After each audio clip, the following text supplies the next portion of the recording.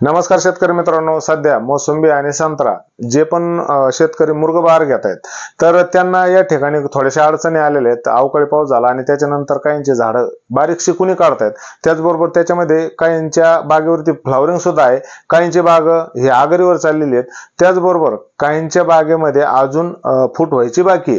परंतु नेमकं एकंदरीत झाडाची स्थिती कशी असणं गरजेचं आहे जेणेकरून आपल्या झाडावरती मुर्ग बहार फुटण्यासाठी झाड तयार होतं आणि त्याचबरोबर स्प्रे कोणता घ्यायचा, वॉटर सोलेबल कोणते द्यायचे, तर ह्या सर्व गोष्टी आपण आज जाणून घेणार आहोत मित्रांनो। तत्पूर्वी मित्रांनो, आपल्याकडे पैसा किती याला महत्व नाही, तर आपण जगतोय कसं आणि किती आनंदाने जगतोय, कारण आपला आयुष्यामधला एक सुद्धा क्षण असा नाही गेला पाहिजे का तो आनंदाने भरलेला नसावा।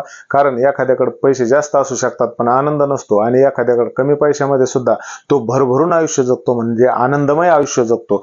तर आपण आपला प्रत्येक आयुष्यातला क्षण आनंदी जगण्याचा 100% प्रयत्न करा। चला मित्रांनो, या ठिकाणी आपल्या विषयाकडे वळूयात। मोसंबी आणि संत्रा मुर्ग बहारासाठी पोषक वातावरण नेमकं कोणते, त्याचबरोबर या ठिकाणी ताण स्थिती कशी असावी, झाडामधील ताकद, स्टोरेज, फवारणी आणि फुले निघण्यासाठी स्प्रे। मित्रांनो, एकंदरीत आपले झाड फुटण्यासाठी कोणत्या गोष्टीची गरज असते किंवा कोणती स्थिती असल्यानंतरच आपली झाड 100% फ्लॉवरिंग बाहेर काढत असतात, तर हेच विषय आज आपण घेऊन आलेलो आहेत। मी आपला मित्र सुरेश बोकडे आपलं सर्वांचं स्वागत करतो आपल्या युट्यूब चॅनल कृषी गाथा वन मध्ये। चला मित्रांनो, विषयाकडे वळूया। मित्रांनो, ताण स्थिती, आता या ठिकाणी ताण किती बसला पाहिजे, तर या ठिकाणी 30% पानगळ आपल्याला आवश्यक असते।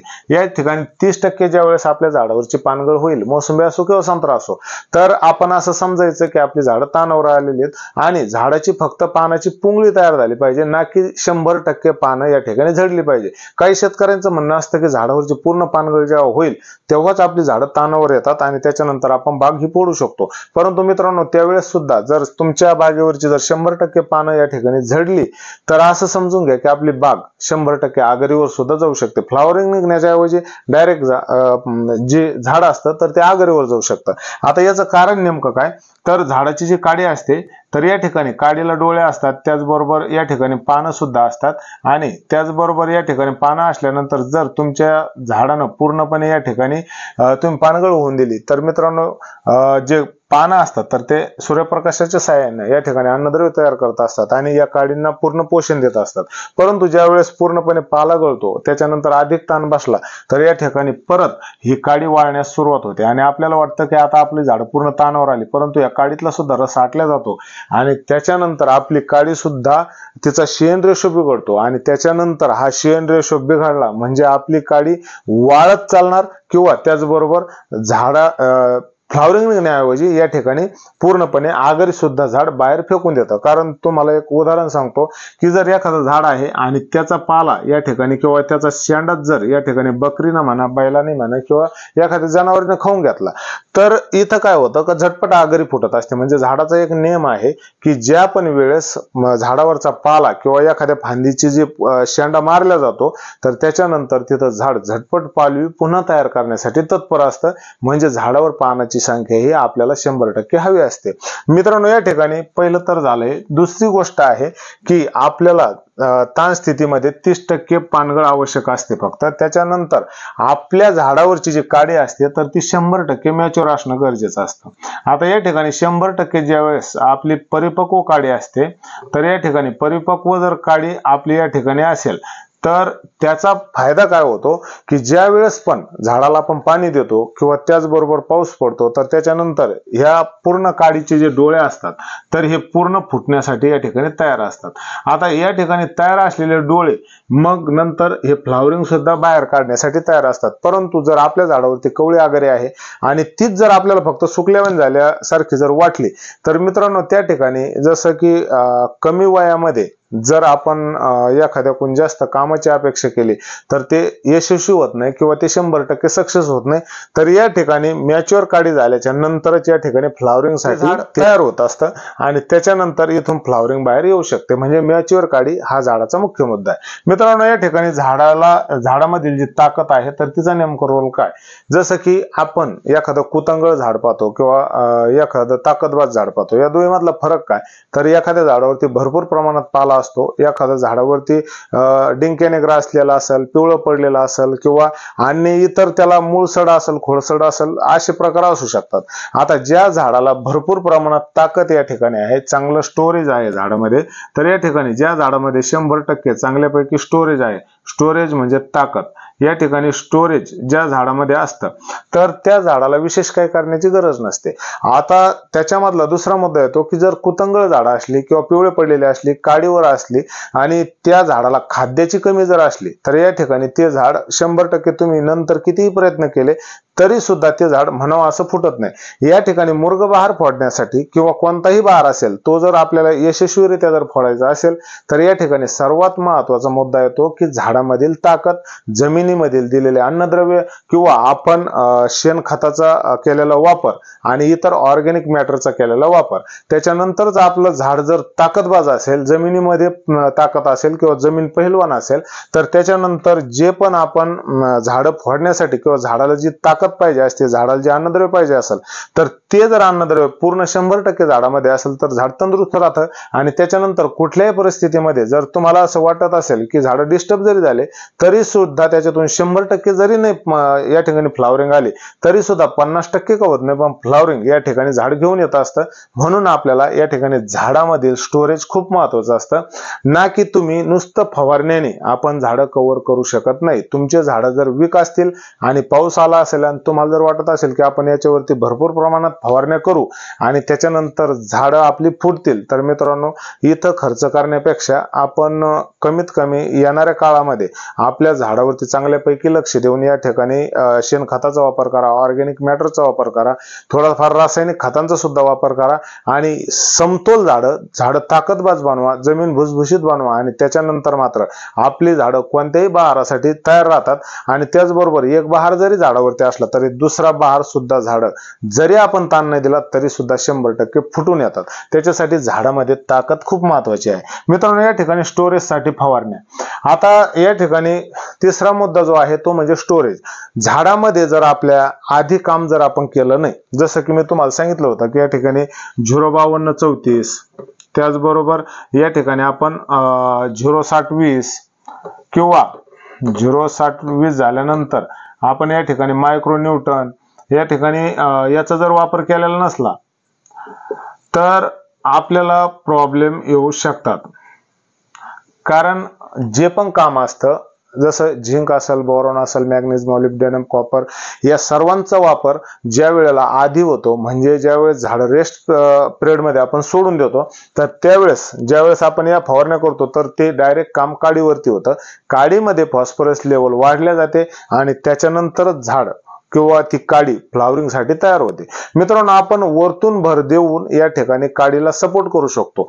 आता दोन मुद्दे लक्षात घ्या की ज्या वेळेस आपण स्टोरेज मधल्या फवारण्या या ठिकाणी करत असतो तर त्या वेळेला झाडाची स्थिती जवळजवळ झाडं सुप्त अवस्थेत असतात किंवा झाडं ऍक्टिव्ह नसतात आणि त्याच्यानंतर आपण ज्यावेळेस त्यांच्यावरती स्प्रे करतो तर त्या ठिकाणी फॉस्फरस लेवल वाढले जाते आणि झाड फ्लावरिंग साठी तयार होतं. जर आपण या ठिकाणी झाडाला नवीन पालवी फुटते, या ठिकाणी ही काडी आहे आणि तिला जर नवीन पालवी जर फुटत असेल तर या ठिकाणी आपण जर याच्यावरती जर कितीही प्रयत्न करायला गेले तर त्याला म्हणावा असा रिस्पॉन्स या औषधाचा किंवा खताचा भेटत नाही, परंतु थोडा सपोर्ट भेटत असतो. परंतु जसं की झाड, वातावरण, जमीन आणि सर्व एकंदरीत सगळ्या बाजू पाहिल्याच्या नंतर या ठिकाणी असं लक्षात येतं की जवळजवळ 30 ते 35% फक्त या ठिकाणी आपण औषधाच्या माध्यमातून झाडावरती फ्लावरिंग आणण्याचा प्रयत्न करू शकतो. परंतु जर 100% बाकीचं उरलेलं जे 65 ते 70% जे कार्य असतं तर ते अंगचं म्हणजे झाडामध्ये स्टोरेज किती आहे, झाडाला आधी तुम्ही किती खाद्य दिलेले आणि त्या माध्यमातून झाडं तुमची फ्लावरिंग साठी किती प्रमाणात तयार आहेत. मित्रांनो याच्यासाठी हे कार्य महत्वाचं आहे की तुम्ही आधी झाडाला काय काय दिलेले आहे. जसं की आपण रनिंग मध्ये आपण झाडं फोडण्याच्या टायमाला झाडांकडे लक्ष द्यायला तयार होतो, परंतु त्याच्या आधी आपलं जे कार्य असतं ते पूर्णपणे स्टॉप असतं आणि झाडामध्ये पहिली ताकद नसल्यामुळं या ठिकाणी फ्लॉवरिंग निघण्यासाठी जड जाते। त्याच्यासाठी आपण या फवारण्या रेस्ट पिरियड मध्ये किंवा झाड फोडण्याच्या आधी 10-12 दिवस आधी जर आपण या फवारण्या केल्या असतील तर निश्चितच आपल्या झाडावरती काही होत नाही, पण फुलं या ठिकाणी निघणार। परंतु जर तुम्ही आधी फवारण्या नाही केल्या आणि आता जर फुलं काढण्यासाठी जर फवारण्याच्या मागे पळत असाल तर मी म्हणतो थोडंसं कुठंतरी थांबा, जेणेकरून तुमचा खर्च वाजवीपेक्षा जास्त नाही झाला पाहिजे आणि या ठिकाणी तुमचा नुसताच खर्च व्हायला नको आणि त्याचबरोबर आपले पैसे सुद्धा वाया जातील आणि फ्लॉवरिंग साठी सुद्धा 100% उपयोग या ठिकाणी होणार नाही।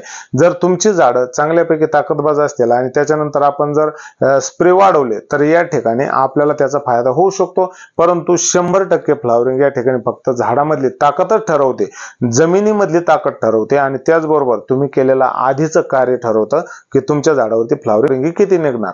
मित्रांनो, या ठिकाणी आता फुले निघण्यासाठी स्प्रे, आता फुले निघण्यासाठी स्प्रे कधी करू शकतो तर ज्या वेळेला कुणी बारीक असताना त्यावेळेस आपण या ठिकाणी स्प्रे करू शकतो। त्याचबरोबर थोडेसे जर आगरीची जी साईज असते ती जर वाढली तरी सुद्धा स्प्रे करू शकतो, परंतु चान्सेस फक्त आपल्याला या ठिकाणी बारीक कुणी असतानाच आपण त्याच्यामध्ये अधिक चांगलं कार्य या ठिकाणी स्प्रे मध्ये करू शकतो। आता स्प्रे मध्ये कार्य करताना आता कोणी म्हणतंय की सर आम्ही ताबोली घेतलं, कोणी म्हणतं आम्ही कल्टार घेतलं, कोणी म्हणतं आम्ही काय घ्यायला पाहिजे, कोणी बूम फ्लॉवर घेत आहे, साऱ्या गोष्टी घेत आहेत। मी पण त्याची रेकमेंड करतो, मी असं नाही म्हणत की तुम्हाला की मी आतापर्यंत एकही प्रोडक्ट रेकमेंड केलेलं नाही, परंतु याच्यासाठी आपल्याला सुरुवातीचं तर असं आहे की एक फवारणी 2 फवारण्या तर ठीक आहे, परंतु तुम्ही जर 3-4 फवारण्या जर मारत असाल आणि तुमची झाडं जर व्यवस्थित तानावरच आलेली नसेल आणि झाडातलं जे पाणी असतं किंवा जे काडीचा शेण रेशो असतो फुलं निघण्यासाठी तो जर मेंटेन झालेला नसेल तर या ठिकाणी तुम्ही जर किती फवारण्या केल्या तर या ठिकाणी फ्लॉवरिंग निघण्याची अपेक्षा तुम्ही या ठिकाणी सोडू शकता। मित्रांनो, त्याच्या आधी आपल्या जर बारीकशी कुणी, जसं की ही काडी आहे आणि या काडीला एक छोटे अशा बारीक कुण्या जसं की एकदम नुसता दाथूर दिसतोय तर या ठिकाणी स्प्रे आपण टाकला तरी सुद्धा चालतो आणि तो स्प्रे फक्त आपण एक स्प्रेच्या माध्यमातून, दुसरा स्प्रे आपण ताबोली किंवा कल्टारच्या माध्यमातून या ठिकाणी 2 स्प्रे टाकू शकतो, परंतु त्याच्यासाठी तिसरा स्प्रे आपल्याला करायचा नाही। या ठिकाणी ऑप्शन मी तुम्हाला देतो की 3 स्प्रे कोणते टाकले पाहिजे, जेणेकरून तुमच्या आगरी जर छोटीशी असली, गव्हाच्या आकाराची असली किंवा त्याच्यापेक्षा थोडीशी मोठी तर आपण या ठिकाणी कोणत्या स्टेजमध्ये कोणता स्प्रे जाणं गरजेचं आहे। मित्रांनो, आता या ठिकाणी पहिला तर स्प्रे आहे तो म्हणजे आपण इथं यारा बड बिल्डर, आता पहिला स्प्रे आता तुम्हाला व्यवस्थितरित्या समजून सांगतो। या ठिकाणी जर आपल्या झाडाचे फक्त डोळे फुगून झाले असेल, म्हणजे या ठिकाणी फक्त असे डोळे आपले फुगून आलेले आहेत आणि अजून काय आगरी बाहेर पडलेली नाही, तर आपल्याला या ठिकाणी तत्पर 2 फवारण्यापैकी एक फवारणी कोणती सुद्धा घ्यायची, ती म्हणजे पहिली फवारणी असणारे झिंक या ठिकाणी प्लस बोरॉन प्लस या ठिकाणी आपल्याला घ्यायचंय मॉलिब्डेनम। आता या ठिकाणी 3 झालं आणि मॉलिब्डेनम या ठिकाणी आपले झाले, हे 3 कंटेंट एका फवारणीमध्ये आपल्याला वापरायचे, झिंक, बोरॉन, मॉलिब्डेनम। आता यांचा स्प्रे जर आपण केला नाही तर दुसरा स्प्रे आपला येतो तो म्हणजे यारा कंपनीचं बड बिल्डर। आता या ठिकाणी बड बिल्डरचा सुद्धा आपण वापर करू शकतो आणि त्याच्यानंतर जर हा स्प्रे जर आपल्याकडे भेटत नसेल किंवा हे प्रोडक्ट आपल्याकडे भेटत नसेल तर आपण तिसरं प्रोडक्ट कडे जाऊ शकतो आणि ते प्रोडक्ट म्हणजे या ठिकाणी आहे पी स्टीम, त्याचबरोबर दुसरं जे त्याच्यामध्ये नॅनो किल आणि या ठिकाणी आपण 0-60-20 चा सुद्धा याच्या बरोबर वापर करू शकतो। आता मित्रांनो, हे झाले 3 कंटेन, याच्यामध्ये यारा बड बिल्डर मध्ये सुद्धा 3 कंटेन आहेत आणि हे सुद्धा 3 कंटेन आहेत, म्हणजे असं मिळून आपल्याला एक स्प्रे या ठिकाणी टाकायचा आहे बारीक किंवा डोळा फुगवून अवस्थेमध्ये। आता दुसरा जो विषय होतो तो म्हणजे आपल्याला जर थोडीशी आगरी याच्यापेक्षा लांबलेली, म्हणजे थोडंसं आपल्याला वाटतंय की आता याला पानं फुटलेले, 4-4 पानावर आपली आगरी गेलेली, तर मात्र आपण या ठिकाणी ताबोली किंवा कल्टरचा विचार करू शकतो आणि जर थोडीशी आगरी वाढलेली असेल तर ताबोलीच्या आणि कल्टरच्या माध्यमातून या ठिकाणी बऱ्यापैकी आगरी स्टॉप होते आणि त्याच्यानंतर फ्लॉवरिंग निघण्यासाठी या ठिकाणी सपोर्ट भेटतो आणि तेव्हाच आपला, जर तुम्ही हा स्प्रे मारलेला आहे, हा स्प्रे मारला आणि झाडाला ताण बसलेला नसेल आणि त्याचबरोबर अधुऱ्या ताणामध्ये जर तुम्ही फ्लॉवरिंगची जास्त अपेक्षा करत असाल तर निश्चितच इथं कुठंतरी चुकतंय आणि त्यामुळेच जास्त प्रयत्न न करता तुम्हाला आहे तेवढ्यावरती समाधान मानणं गरजेचं आहे। या ठिकाणी मी तुम्हाला खालून सुद्धा 05234 सोडण्यासाठी सांगितलं होतं आणि ते जर ज्या शेतकऱ्यांनी केलेले तर त्यांना कोणाला फायदा झाला कोणाला नाही झाला तर त्यांनी कमेंटमध्ये नक्की सांगा। कारण या ठिकाणी भरपूर शेतकऱ्यांच्या कमेंट्स व्हॉट्सअपमध्ये येतात, त्याचबरोबर युट्यूबवर सुद्धा येतात की सर आम्हाला फायदा झालेला आहे, काय घ्यायचंय काय नाही घ्यायचंय, कोणती फवारणी कशी करायची। तर प्रत्येक शेतकऱ्यांना या ठिकाणी कमेंट्सच्या माध्यमातून मी पूर्णपणे मार्गदर्शन करण्याचा प्रयत्न करतो आणि कुणाला जर चुकून कमेंट गेली नसेल तर या ठिकाणी क्षमस्व, परंतु जवळजवळ सर्व शेतकऱ्यांच्या प्रश्नाचे उत्तर देण्याचा या ठिकाणी मी प्रयत्न करतो। आणि त्याचबरोबर जर चांगल्यापैकी स्टोरेज मध्ये झाडं असतील तरच या ठिकाणी फवारण्याच्या नादी लागा। आणि आगरीची साईज थोडी मोठी झाली आणि त्याच्यानंतर सुद्धा तुम्ही जर फवारण्यासाठी किंवा फ्लावरिंग साठी प्रयत्न करत असाल तर मित्रांनो या ठिकाणी जास्त खर्च करू नका। वाजूपेक्षा जास्त खर्च करून सुद्धा जर फ्लावरिंग तुमच्या बागेमध्ये नाही निघाली तर या ठिकाणी पैसाही वाया जाईल आणि त्याचबरोबर वेळही वाया जाईल आणि केलेल्या कष्टाचं चीज होणार नाही। त्याच्यामुळे कुठंतरी या निसर्गाशी निगडीत आणि निसर्गाला हातकून लावू शकत नाही, त्यामुळे निसर्गाचा नियम आपल्याला मान्य करणे गरजेचं आहे। आणि त्याच माध्यमातून आपण आहे ते प्रयत्न आपले केलेले आहेत, परंतु या ठिकाणी डिस्टर्ब झाडं झाल्यामुळे सुद्धा आपल्या झाडावरती पाहिजे तेवढी फ्लावरिंग आपल्याला भेटू शकत नाही। मित्रांनो व्हिडिओ आवडला असल्यास व्हिडिओला लाईक करा, चॅनलला सबस्क्राईब करायला विसरू नका आणि काही समस्या असतील तर कमेंट बॉक्समध्ये नक्की मांडा। धन्यवाद।